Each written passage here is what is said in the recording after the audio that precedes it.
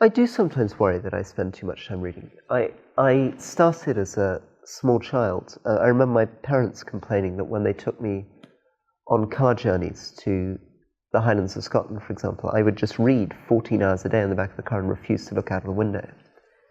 That I carry a book with me when I go to meetings. I read in the back of any car, any train, any plane, any queue. I can't stand in a queue in the bank for more than 30 seconds without having a book in my hand. So I am aware that this means that often when I'm using books in different ways. Sometimes I'm using them to try to settle my own emotions, so that there's a slightly unsettling thing that I sometimes observe myself, which is that I'll come back in a strange mood and I'll find myself looking at a bookshelf, hoping that there's going to be one book there which is going to address exactly the mood that I'm in. And that actually, I think, is in a way why I like Tristram Shandy, because there literally is no other book that I'm aware of that can cheer me up so profoundly, that make me feel so confident about what it means to be a human, that gives me so much admiration for the mid-18th century, that makes me understand really how little progress there's been since then, how this man that I'm reading is so much smarter than I can ever be, so much funnier than I can ever be, so much more alert and aware of the world.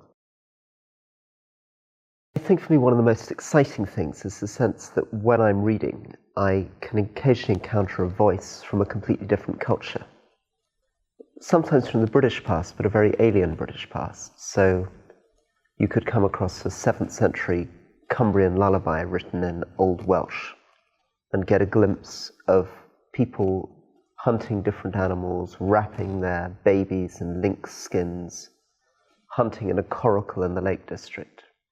Or to move forward in time, when you're reading Tristram Shandy, you suddenly have the amazing, strange understanding of natural science, humor, theology, wit, judgment, insults of somebody from the mid-18th century. And it's that sense of recognition that I don't know anything quite like a book for giving dead people a voice. There is something extraordinary going on with 19th century Russian literature. And I think one thing is that we desperately want to be able to write that kind of book. I think the reason we talk about them all the time is we envy them. Partly, there's an instinct that we can't do it because society has changed so much. The trick of those books is the fact that you can follow the same character and the same families through half a dozen different locations in Russia, and they're always going to balls with each other, dinner parties with each other, appearing on the battlefield with each other, seeing each other in the office. You also get a sense that they're characters, partly because, I guess, they're licensed by being very wealthy people. A lot of these people are grand aristocrats. They're licensed to be eccentric in ways which are more difficult for us, partly because they're idle.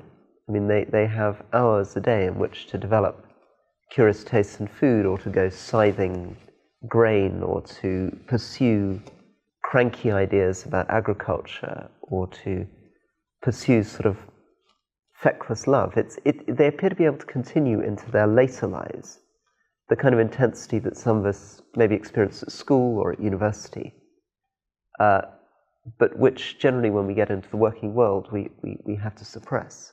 You've got Tolstoy, who is basically an extreme Christian ideologue, who imposes on himself and his family this very harsh vision of restraint, of cobbling his own shoes, of eating curious diets, of rejecting everything about his society.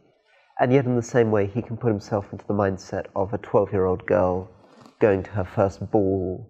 He has an immense sense of pleasure, and an immense sense of the inner life of things that don't quite happen, and above all, a sense of balance. I think the Russians, for me, in a way that none of the English 19th century novelists are quite able to do, succeed in an incredible sense of objectivity, humor, irony, balance.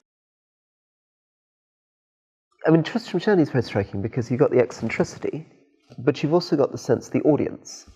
His jokes very much depend on the fact that he believes he has a reading public out there that's prepared to let him make jokes about 14th century theology and jokes about farting and incredibly complicated digressions on exactly how to create a knot, digress into obstetrics and anatomy, jump back to endless jokes about his Uncle Toby and what happened to his groin at the Siege of Namur.